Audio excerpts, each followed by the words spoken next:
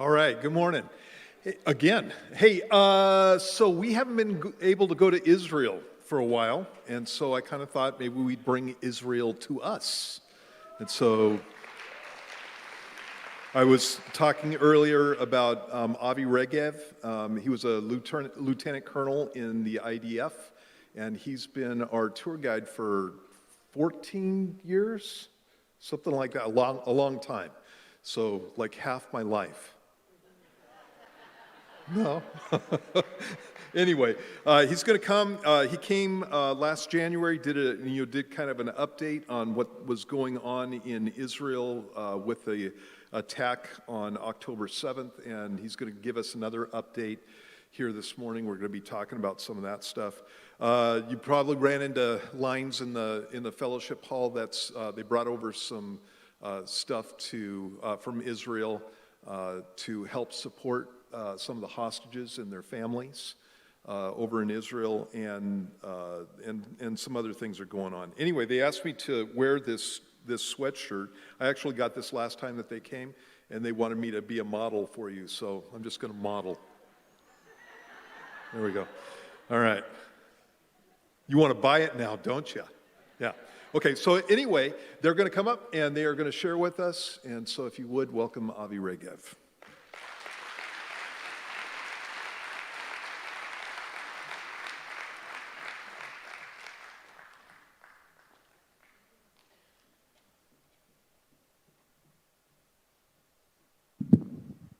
Good morning, everyone. It's great to be here among family and friends. This is our feeling here.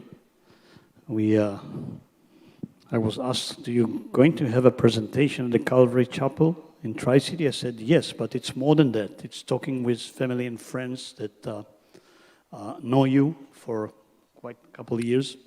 And it's more important than just spreading the truth. When you looking at the twisted media and what you have there. So thank you for the opportunity and thank you for coming.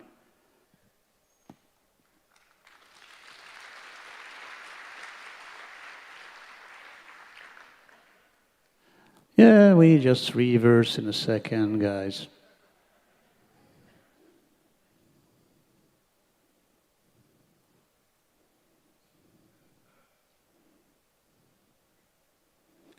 This was all. Thank you.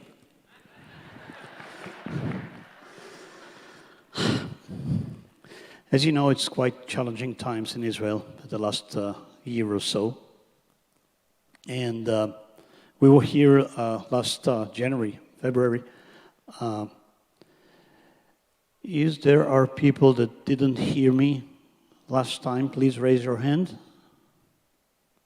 Okay. So I'll try to briefly, not repeat myself too much, but give you some kind of perspective of what's going on here in Israel from 7 October and up. There was about a year of fighting, mainly against the Hamas. And we'll start with October 7.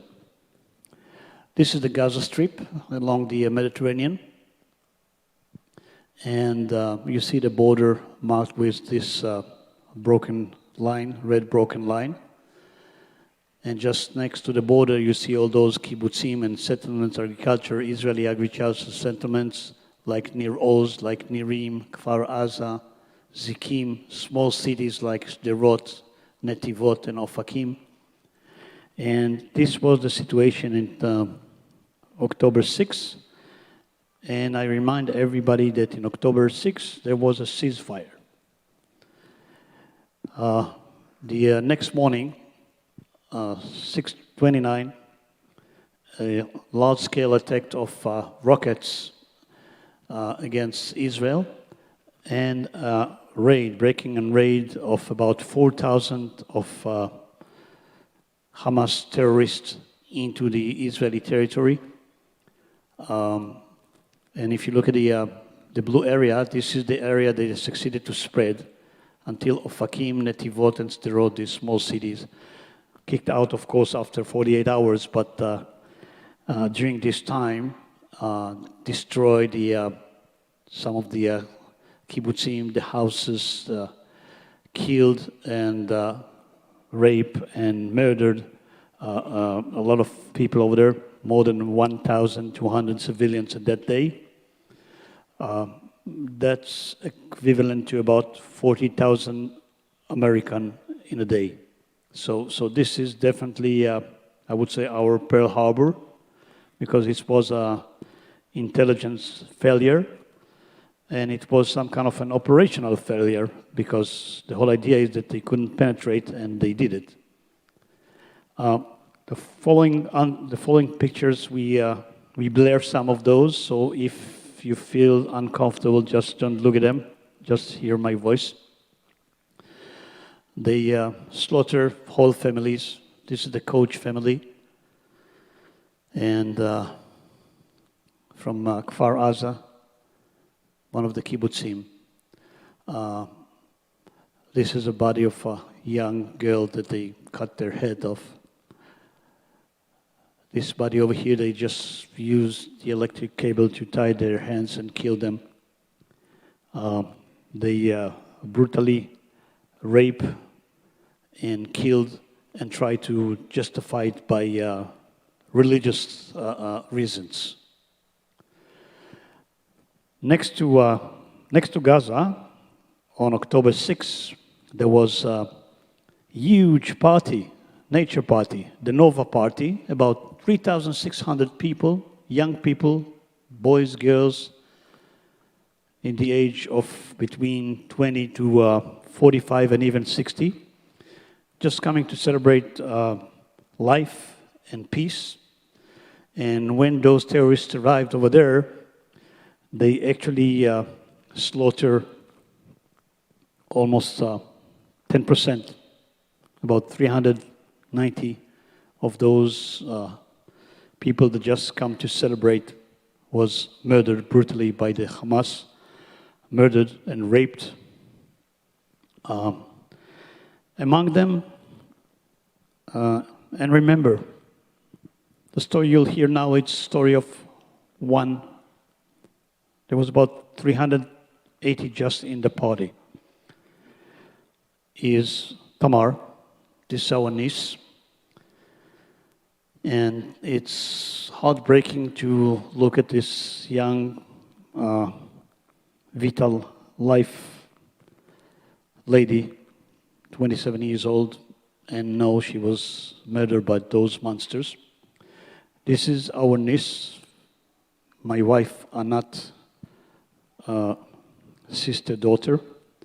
And I'll give the opportunity to Anat to speak about Tamar from some kind of a personal point of view, and then we'll continue. Anat, please. Those of you who don't know is that Anat, she's a tour guide too. Much better than me, by the way. She was taught that. And as I always say, I'm a lieutenant colonel, but I have a commander at home. Sounds familiar? Hello to everyone. Thank you for coming. Yes, I'm a tour guide too. I work for 30 years as a tour guide. I guide about a lot of subjects. From time to time, we go and giving some presentation about Israel, about the beauty of Israel. I never thought that I will have to stand here and to tell about one of the darkest time, I think, in the humanity. It's 6:29 in the morning, October 7th, and the war broke up. From time to time, we have sirens and we have missiles, especially in the south of Israel. In the last 20 years, on daily basis, Hamas target missiles. Israel didn't respond as it should most of the time. And they grew up, and they dare more and more, and the attack started. 6:29, Tamar got a phone call from her sister. Tamar, she was 27 years old, beautiful, from outside and inside. She was in a law school. She loved animals. She loved people. She was the third daughter from 4 to my sister. She had 4 daughters. And she had a Crohn's disease, so most of the time she couldn't go to the party because there is a lot of drinking and etc. And then it was a very good year for her. She could study, she could go to the party, and she said, I'll go with my friend to the party. She had 4 friends that like brother to her. From kindergarten till this age, they were together all the time. She used to cook for them, they cleaned their house, they used to study all the time together. From the morning till the evening. So they decided to go together to the party. And when the sirens started at 6:29 in the morning, she got a phone call from her sister, Adva. Adva, she's a doctor, and she's serving in the rescue team in the IDF. And she told her, Tamar, something is going on. So Tamar tried to calm her down and said, look, everything is okay. We are okay. Don't worry. So she told her, you have to go out. You have to find a place where you don't going to be with other people. And just send me location and we'll come to rescue. Meanwhile, it started to be a mess over there and a lot of terrorists. Avi talked about that 4,000 terrorists went inside the Israeli territory. After the terrorists came the civilians from Gaza. They want to loot, they want to rape, they want to do everything. So when I said there's no innocent person in Gaza, it's literally no innocent people in Gaza. Everybody were very happy with what's happened over there. And they came, they raped women over there. We spoke about that already. I spoke a few times with Steve and Bobby about the fact that they had really manual that told them, if you have time, so rape. If you have more time, rape and damage. You have more time, you can butcher. You can slaughter them. Okay? And this is really, they found it in the pockets of the terrorists. It's really written. They justified it by saying that this is a resistance. And the world, what the world did? Attacked Israel. You are the aggressive. We are the one that were attacked. We are the victim. And most of the survivors are talking only about the noise, the screaming of the women, that they heard them screaming, what they saw in their eyes. It's, they raped them, they filmed it, and while they were raped them, they butchered them. And I don't have any other word to describe hell. We don't deal with human beings. We are dealing with monsters. Try to convince the children that saw what they saw. There is no real monsters.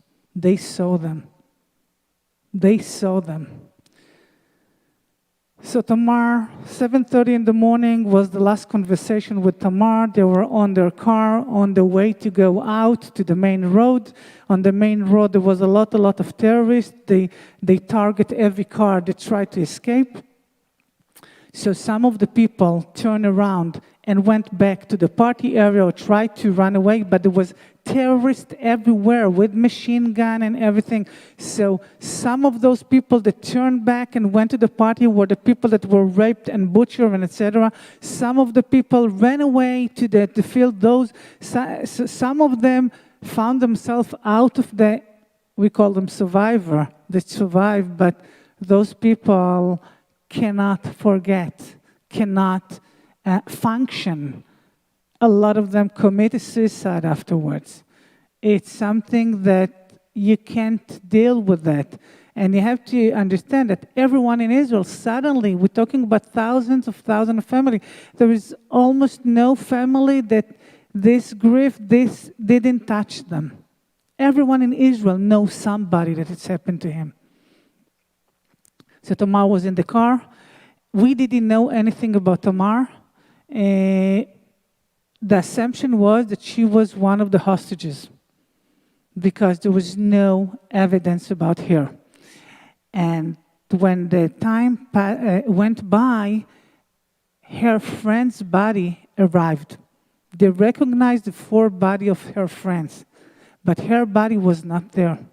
So they were sure that she was one of the hostages. 3 weeks after the attack, we had the first video. Hamas, they came and they attacked, but they video everything. And they publish it in telegrams. And so we found one video that showed that there were 2 cars. The police was between Tamar's car and the terrorist. And you see Ben, one of her friends, was shot in his stomach. You see Eden, the driver, went out to try to help him, and he was shot too. You see Tamar going out of the car, and the policeman shouted to her to go back into the car, so she went back to the car. And this was the only evidence, and we still didn't have any clue what's happened to her. If she was raped, she was murdered, she was taken as a hostage, we didn't know anything. About 5 weeks like that. And I know that my sister wants to see her alive, but it was me, and I know that her sister too, and almost everybody that I know, in his heart, we pray that she won't be alive.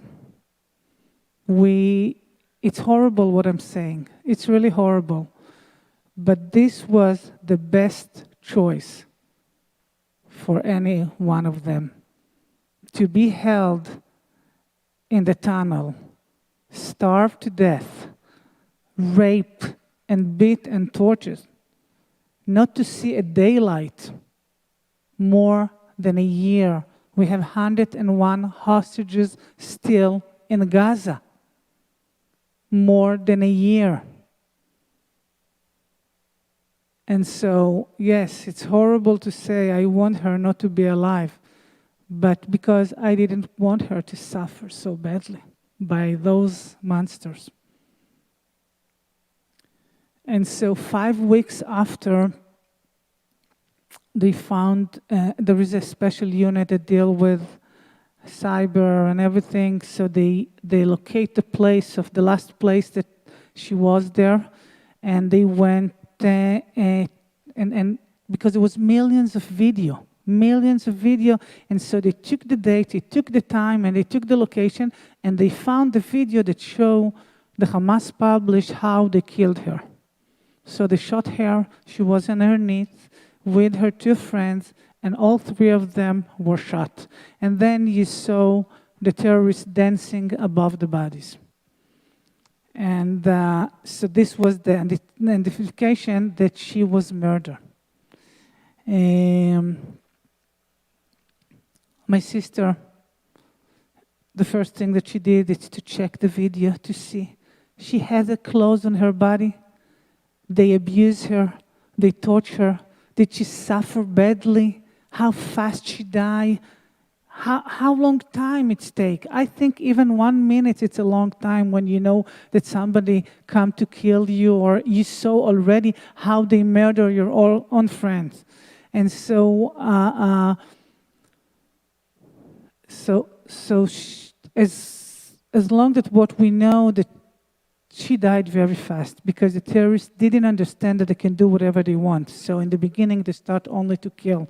So they killed her. And then we didn't have the body. We still didn't have the body. So they sent a special unit with archaeologists to go and to shovel every little sand and to see if there is a DNA there. So they found the DNA. They found a DNA. They found 1 bones from her chest and 1 bones from her hip. There was no head. The head is the last one to be burned. But they cut the heads. I told you, we're dealing with monsters. They took the heads to Gaza. They cut the heads and took them to Gaza. I don't know what they want to do with that.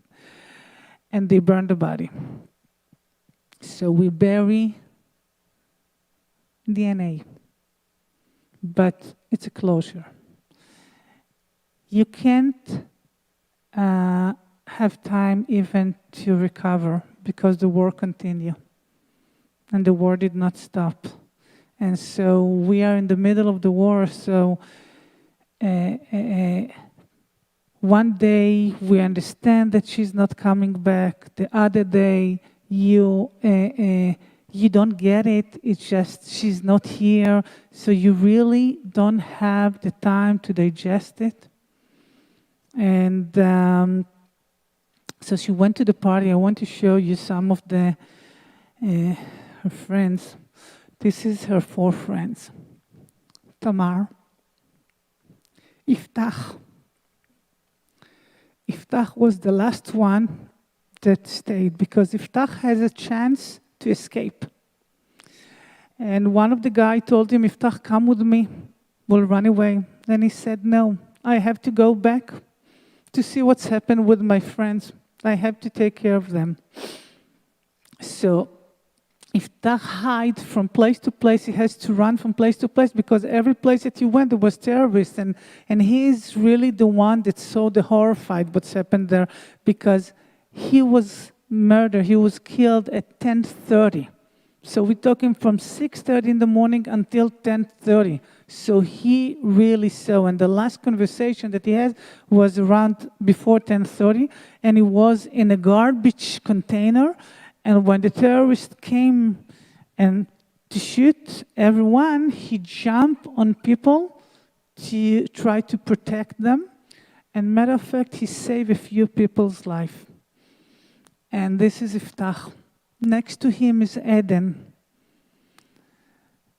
Dor, and Ben. Each one of them are brilliant kids. You see from their smile how good they are. Each one of them. And all 5 of them are buried in the same cemetery next to each other. This is my sister, my oldest sister.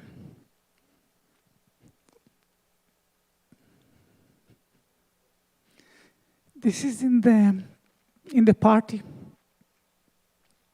This is the party area. This was on October 7. We went for 1 year to the party. So each pillar that you see, it's one person that was murdered there. Oh, sorry, I'll give to Avi. Before I go, I just want to I have a stickers.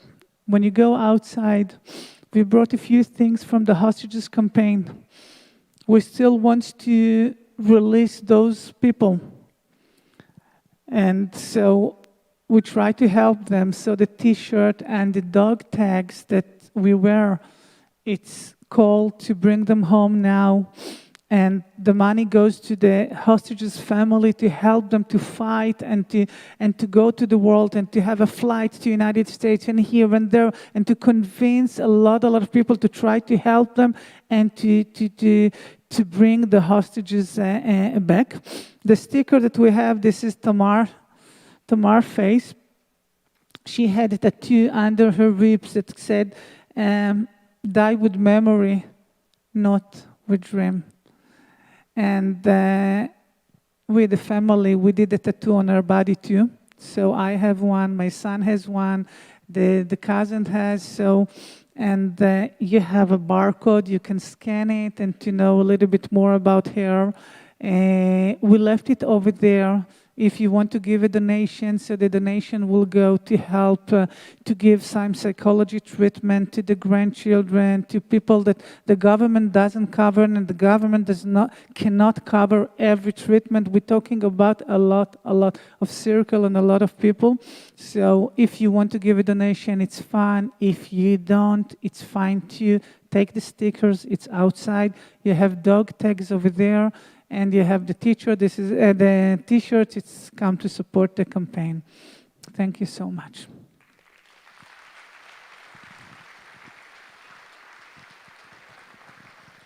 Thank you. So as I told you, this is one of many. And as Anat said, this is 1 year after October 7, 2024. And this is the ambulance that was at the party. They found remains of 18 people that hiding there. They shoot an ambulance. No, they have no any moral problem. The women in the black dress, this is a photos that released by the Hamas. We blur it, but you can see lady lying there, hiding her eyes, and actually raped by the Hamas. This is Gal Abdush. She were there at the party with her husband. She's a mother for 2 people murdered brutally by the Hamas. When they penetrate into the kibbutzim, some people try to hide in the shield room, some people hiding wherever they can. This is Amalia and Michael. They are 9 years old. This is the closet that they were hiding from the terrorists for 14 hours while the terrorists killed their parents and took to Gaza their little sister, which were 3 years old, released after 50 days. So this is the horror we are facing. Babysit. And this is what's going on here. These are 4 from the lady soldiers that captured by the Hamas. They're still there. And you can see the picture, how they look at the... we have photos from the captivity and how they look before. These are all the 16 women that we are there already. We know that 2 of those were killed, murdered by the Hamas in Gaza, to my sorrow. And to get to understand which kind of evil we are facing, look at this. They took as hostages the Bibas family. Look at young Kfir. He was 9 months old when he was captured by the Hamas. Who's taking 9 months old baby to Gaza? And they are still there.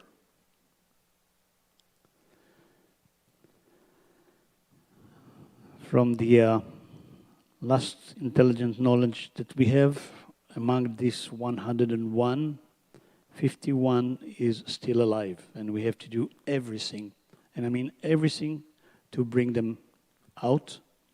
And this is the struggle of the campaign of the Family Forum, which everything you buy there, the name tags and the T-shirts, is or the flags with the yellow ribbon, is actually going as a donation and support this struggle. And I was asking a question, and you know, guys, we're Israeli, so we are totally unpolitically correct. We really said what we think. And I was asked, do you think that the government do everything she can to take the hostages out? And my answer was no. People looked at me like that. And they asked me why. Because most of those are not soldiers. These are civilians. And the contract between the government and the state and the civilians was breaking down by they taking from their beds. So do everything to get them back, which means, in my point of view, even stop the war. Hamas want to stop the war and then release them? No problem. We'll do that. We'll take everybody back. to Israel. And then we can continue. There's no problem. Hamas will give us the reason in a week time. But doing everything mean stop and do everything. Bring them back to Israel. And after that, do whatever you want. Otherwise, if they won't come back, the people of Israel, the state of Israel will never heal. And we have a very problematic government, but we don't talk about it now. You're looking at a hero. Amit Sosna, she's a young lawyer. She was taken as hostage from her house next to Gaza. And it's amazing to see how she struggled the Hamas terrorists. There was 7 of them, I think, that they tried to push her and bring her to Gaza. She said that she held them because she thought that the army will be there soon, but at the end of the day, they took her to Gaza. And I would like to show you a very short footage. She came after 52 days when the first deal of exchange the hostages was taking place. And very bravely, she told her story without any shame, without any guilty. She was raped when she was there by one of the Hamas monsters that took her in force and forced her to in the shower, and then they remove her to another place, which over there she described that they hang her upside down and beat her. She were very bravely stood out and spoke loudly about what's happened to her, just to get the people the idea what's going on those people who are still there. Just 3 weeks ago, something like that, she were testified at the UN. And the hypocrisy is amazing, guys. Everybody was very, very supporting the Me Too movement and everything. But, excuse my French, Me Too, but only if you're not a Jew. Over there, suddenly the UN asked for some evidence and stuff like this. It's amazing, the hypocrisy. Let's move to Gaza just very, very briefly. There was no any house, kindergarten, school, mosque, hospital, clinic that wasn't having explosive rockets and everything inside.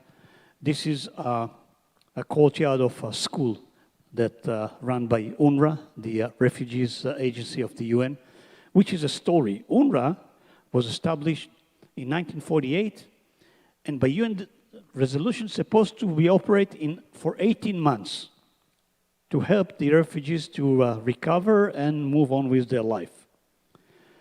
Gaza is the only place in the world that the refugee title is moving from one generation to the other.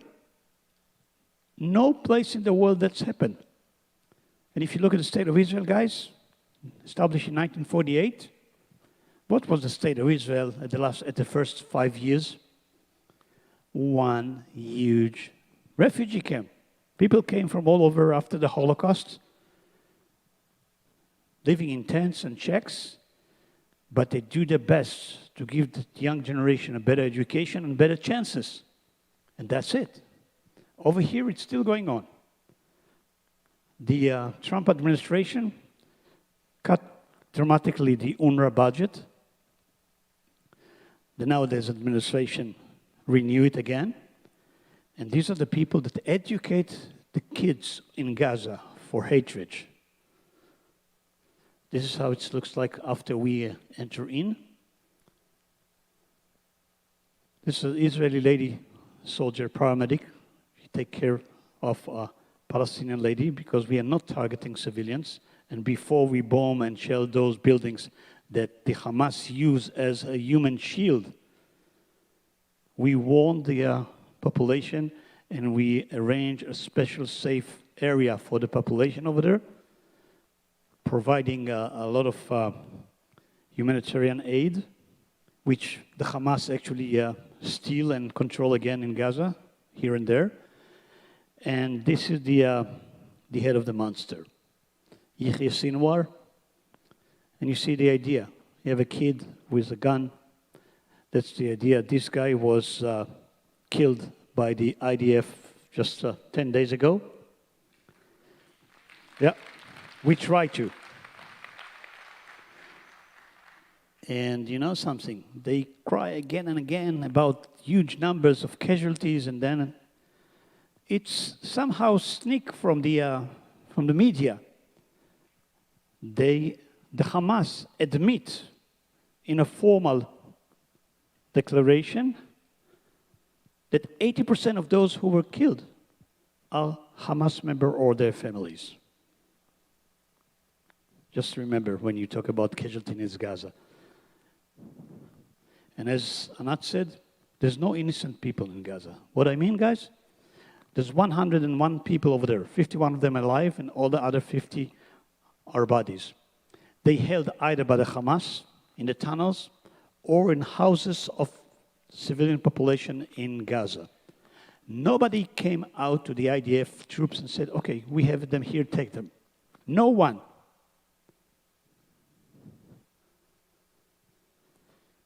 And as I always say, go for the written word. And you see the Isaiah already talking about the Hamas.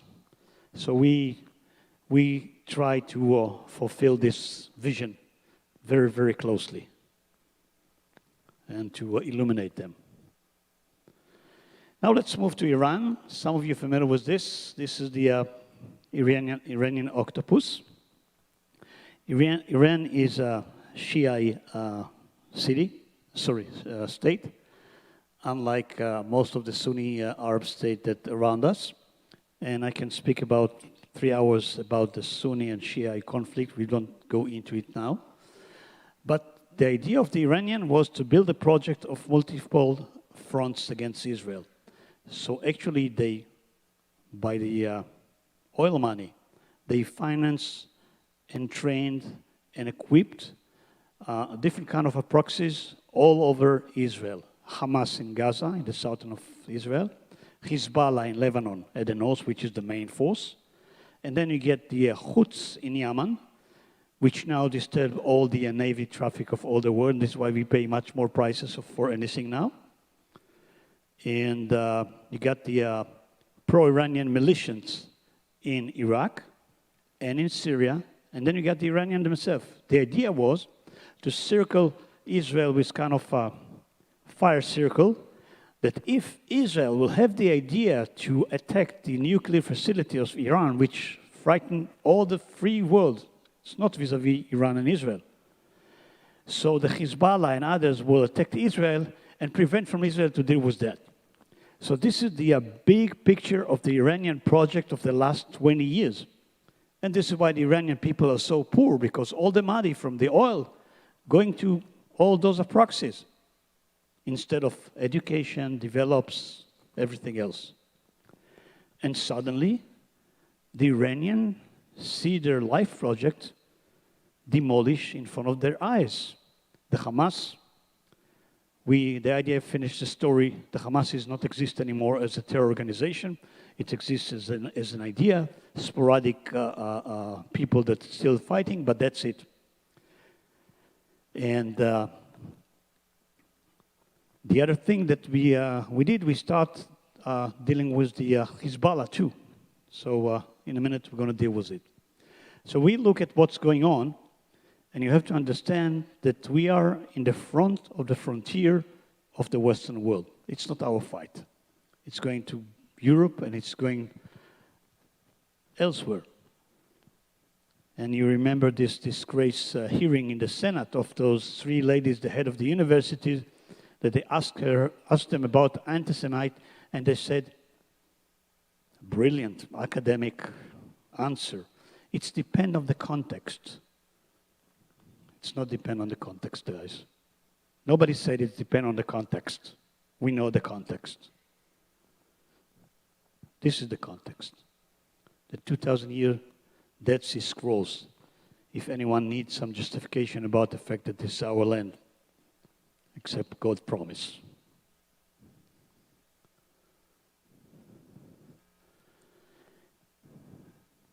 Take yourself a few seconds just to read this list, which I always say, not all the Muslims are terrorists, but all the terrorists are Muslims.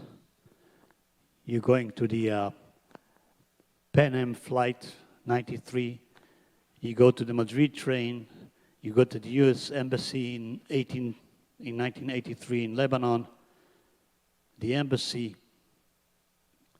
the Israeli Olympic team 1972, Kenya US Embassy, which I have the privilege to be there a few hours after that as a rescue team of the IDF, because the US government asked us to be there because we were the first response trained force to Kenya. So we arrived over there and we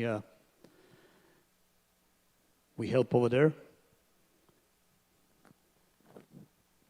And you ask yourself again, what the heck these guys want? So some of you saw this one, some of you not.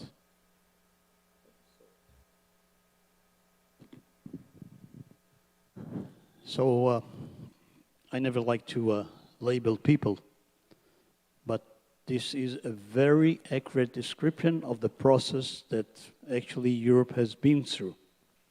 Maybe except Hungary, because Hungary over there said, we're not accepting any Muslims. They said, why? They are not sharing the same values of ours, and we want to keep our value and country as it is. And it was against all the European Union, but you know something? To my sorrow, they were right. Look what's happened in Germany with million Muslims. Look what's happened in Sweden, in Norway. That's what's happened over there. In Paris, of course. So let's go back to Israel. So for a year, we disassembled the Hamas. And for a year, the Hezbollah in the north, shelling and bombing the north part of Israel. About 70,000 Israelis reached walls and turned to be refugees in their home, in their state. And they shelling and bombing in a year, over a year. Around September, something different started, and we start to deal with Hezbollah, with the main project of the Iranian. This is the Iranian armament and arsenal, about 65,000 missiles for 80-kilometer range, 5,000 for 200 to 700 kilometers, guys. Another 5,000, about 2,500 drones and more. This is a size of arsenal of a small country. That's all financed and trained by the Iranian. This is the main proxy of the Iranian project. And in 17 September, 5,000 beepers that held by the Hamas terrorists suddenly blown up. So all those beepers belonged to people from the mid-level of the commanders of the Hamas. Some of you probably saw some photos in the TV. So this was on a very, very conducted plan of years before by the Israeli Mossad, which just succeeded to sell them beepers with a small amount of undetected explosive. And in a certain point, with one order, they blow up by hurting them either by their fingers so they cannot use guns anymore, or their eyes when they read. This is a Motorola, which happened the same the day after that. And, you know, from time to time you occur to an unpleasant situation like this. Well, I forgot to translate this to English, but it said here that being Israeli is to succeed to blow up the beeper of the terrorists. Being Jewish, it succeeded that they buy it from you. Yeah, I can say so. Okay. This guy is Ibrahim Akil. Probably the name mean nothing to you, but if you read and you see the document on the left side and the bottom left side, you see it's a U.S. Department Security Services, Diplomatic Security Services announced with an award. This is the guy that's responsible on the him and Fuad Shukri on two major attacks against the Americans. One of them is the bombing the American Marines barracks in Beirut with 241 Americans that killed over there. And the same year, 1983, 63 Americans when they blew up the embassy in Beirut. So for years, actually, the Americans look for those. And what's happened when we target those two gentlemen? You probably suppose we get some kind of support and recognition and thanks. You know what the response of the U.S. administration was?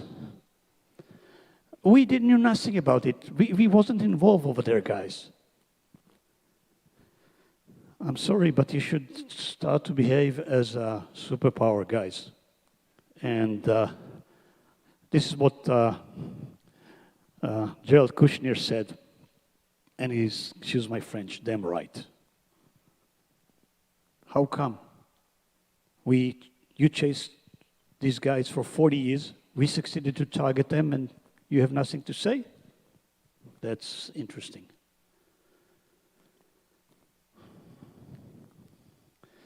So after the beeper explodes and after the Motorola explodes, I found this nice because this is the head of the Hezbollah, Mr. Nasrallah, afraid to take his toothbrush.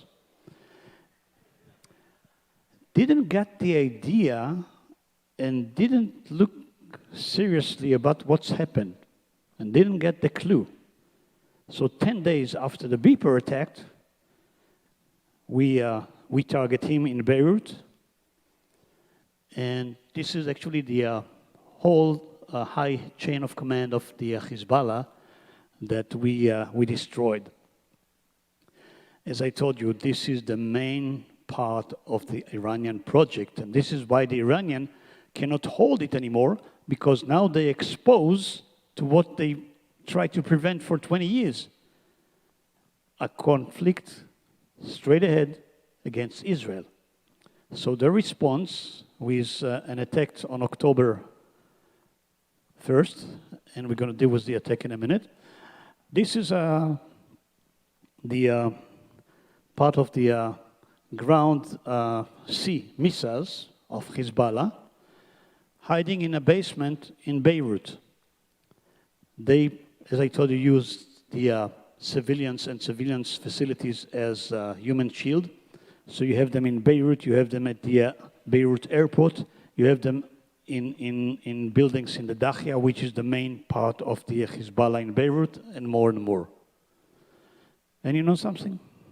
I don't care. If this is a story, it looks like an innocent, but it's not. It's a way of thinking, and it's not even tactic. It's strategic. We're going to use those civilian villages as fortress and bunkers and place to hide and a place to attack, and by that way, we'll succeed to attack Israel.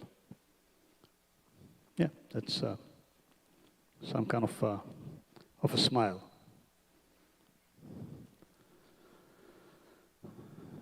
Keep it quiet out there. About almost a month already, we launched, that's I remind you, after a year. Troops on ground enter into the south part of Lebanon. All those villages that control the area down there to the Israeli kibbutzim and settlements was actually held by the Hamas and used as a military villages. And this is what we found in the houses, guys. This is a very advanced anti-tank missiles. We find thousands of those. This is how the living room looks like. You see all the boxes? This is not food. This is equipment. And we found the attack plan of the Radwan force, which is the main force of the Hezbollah. And the idea, if you look at the broken red line, this is the border. The idea was to build those shelters and bunkers and equip them with everything they need to reach at least something like 200 meters from the border and then penetrate to Israel. Lucky us, and I said lucky us, and it's not luck, it's God's will. They didn't open simultaneously on October 7, 23, Gaza and the north. So, thanks God. And I was talking about the hypocrisy. Guys, for a year, 11 months, 60,000 Israelis turned to be refugees, and the international community said nothing. We enter into Lebanon after a year, and then everybody starts shouting, ceasefire, ceasefire. You want a ceasefire? Stop shooting. You want a ceasefire? Bring the hostages back. 6 October was ceasefire, and this is what we get. So I have one hope that next time, if there is some activity that will endanger the security and the safety of Israel or the Israeli people, we retaliate immediately and don't have this policy of contain anymore. Because when we contain, that's what we got at the end of the day. 7 fronts, we are the aggressors. You see the fire belt that the Iranian built. And as I told you, October 1st, the second missiles attacked straight ahead from Iran to Israel. And these are the time that we have to prepare. Cruise missiles, about 2 hours. The drones is about 9 hours. And then 12 minutes when you talk about ballistic missiles. And guys, it's not a nice feeling. You get hundreds of those huge missiles. If you want me to be more accurate, 201 Iranian missiles was launched in October 1st against Israel. Look at the warning maps of Israel at that time. This is how it looks like. And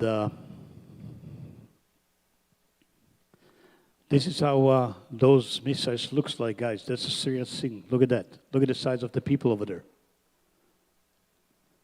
You get one of those on your head, I'm not sure that Advil will do. Look at that. And you know, just 8 days ago, last Friday, not this, but the week before, Anat and me went to friends, about 15 minutes from our house. We drove the car, we left the kids at home. We have at home some kind of a shield room, which whenever you get the alert or the siren, you're going there. It's a 30 centimeter special concrete room with special door and special windows. And this is the protected room, and all the people get the early warning and go there. Lucky us, at the center, we got 1.5 minutes. Guys, the Israelis at the north and the south have 30 seconds. And we found ourselves driving, and the siren in the middle of the driving. So I crossed red light, I admit, and we find ourselves lying on the ground. You feel totally helpless. The kids are at home in the shield room, so you can imagine. This is how it looks like. That's Anat.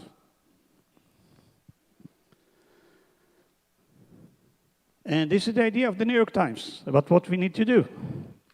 Get the idea, guys? Appropriate manner. I don't know what is appropriate manner, but my best answer is this. Yeah, it's very important to pray. But at the end of the day, you have to pick the stones and you have to act. Yeah? Thank you. Thank you. And we retaliate against the Iranians. By the way, this is after the first Iranian attack. Still some decent, brave people in Iran. This is a graffiti took a photo in Tehran, which said, "Anti-Semites have no place in the future of Iran."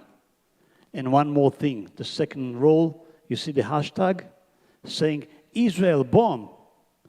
And on the left side, the Star of David guy. So there's a very brave, you have to be very brave to write this graffiti in the middle of Tehran. So, and I can tell you one thing. We don't have nothing against the Iranian people. And I think most of the Iranian people don't have anything for Israel.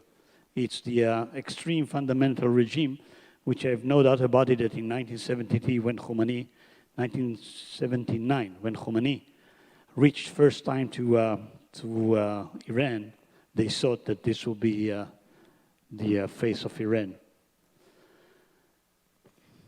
Remember we talked about the hostages? And I have this name tags, the dog tags, that over there said in Hebrew, "Our heart capture in Gaza." And the second one is the family forum slogan, "Bring them home now." So this is, head of the year, the head of the Jewish year was about a month and a half ago. So we prepare the holiday event. It's like Christmas dinner or something like that, or Thanksgiving dinner. And you see the yellow chair, which marked and commemorate the hostages which are still there. And they shout again and again, "Apartheid." So look at this photo. I think these photos speak for itself. You know what you see? You look at the gentleman that lie over there in the bed with the green shirt.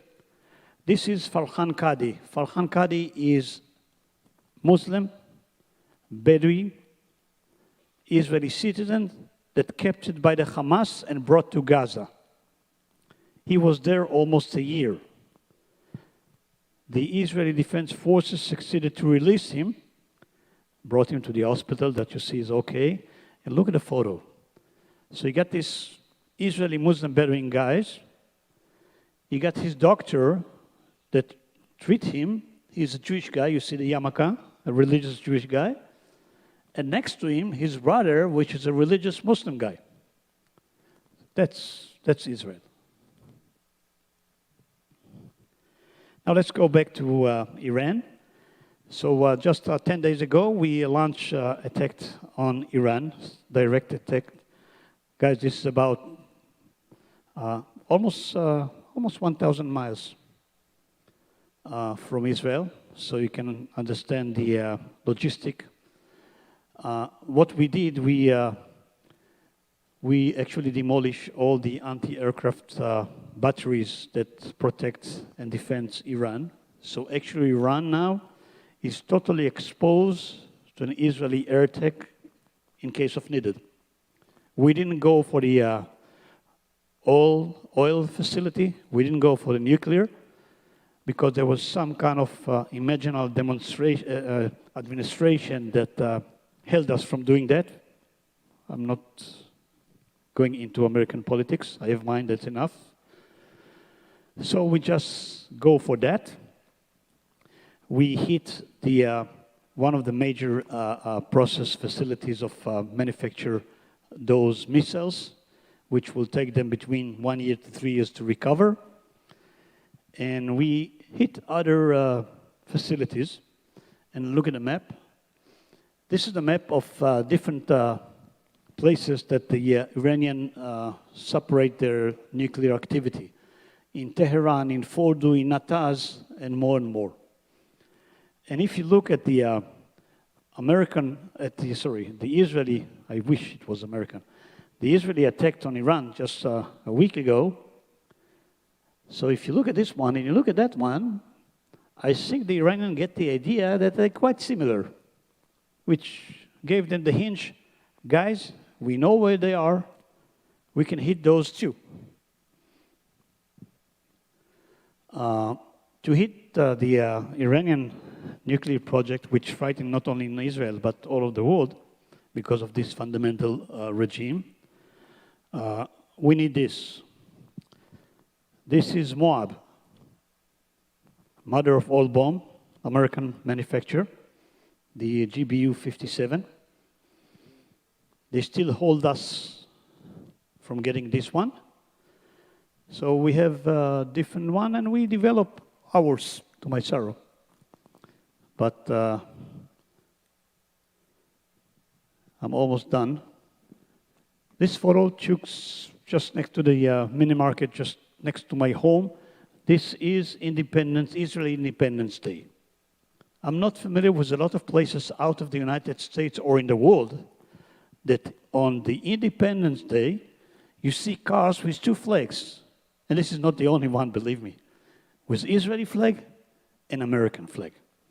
And I can tell you one thing, that I believe strongly, and it's proved again and again, that the bonding between the American people and the Israeli people is stronger than any administration. And you can understand what I mean. 1982, First Lebanon War, there was a dispute between the United States and Menachem Begin. Menachem Begin was the prime minister. And this is his answer to a young senator at that time. Familiar with the senator? Yeah? Don't threaten us with cutting your aid. It will not work. I'm not a Jew with a trembling knees. Get the idea, guys? We didn't ask anyone to fight our wars. We're going to do that. But if we need, we do it with knives and stones. So really, that doesn't work.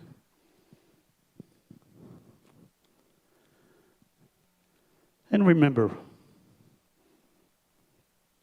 maybe never forget, freedom isn't free. And I'll finish with this. And thank you for coming here. Thank you for listening. I hope you enjoyed it. Steve, thank you.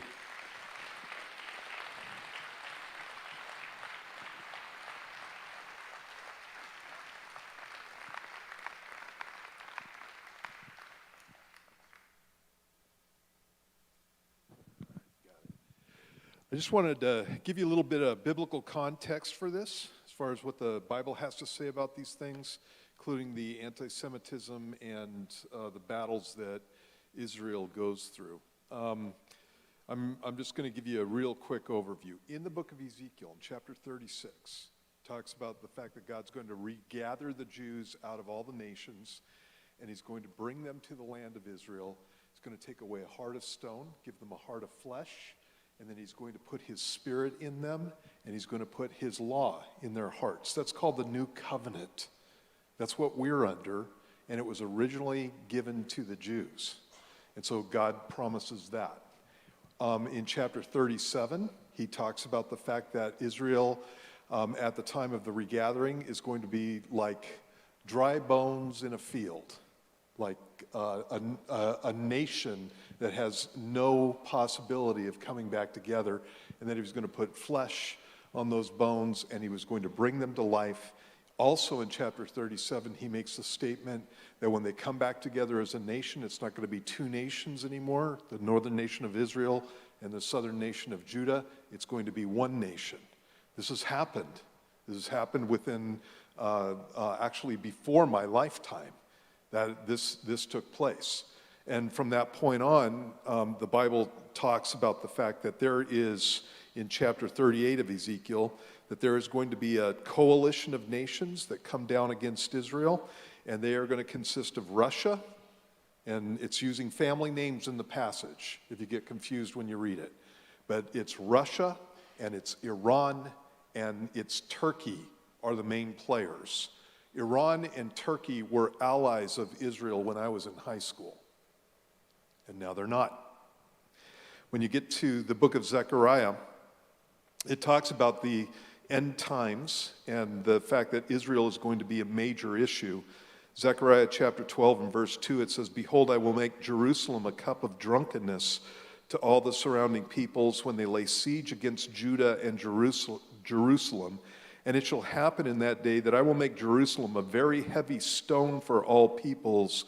All who would heave it away," that means get rid of it, "will surely be cut in pieces, though all nations of the earth are gathered against it." And that's the idea. You attack Israel, and God is going to take care of you. And again, this is something that's taken place. The Bible also talks about the fact that when Messiah comes, he's going to be coming to Jerusalem specifically, and he's going to be interrupting a battle. And this is in Zechariah chapter 14 and verse 2.